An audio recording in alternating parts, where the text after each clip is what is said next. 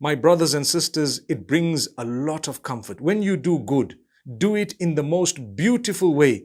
Don't worry what the naysayers are saying. When you're doing good, keep doing good. Don't let the negatives of others make your positive disappear.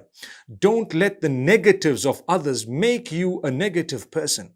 Don't allow their comments to make you stop the good that you believe in. Don't allow their actions to deter you from continuing the goodness that you stand for. This is what we're being taught in this particular verse.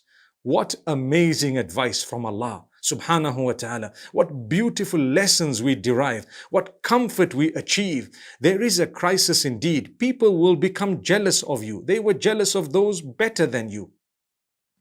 People will want to hurt you, accuse you. It's fine. It's okay. That's what they were cut for, perhaps. We were not cut for that. We need to continue doing the good in the face of bad. We need to continue proving what we stand for in the face of challenges. And inshallah, if we pray for those who are negative, perhaps a day will come when they too will change their ways. They will realize.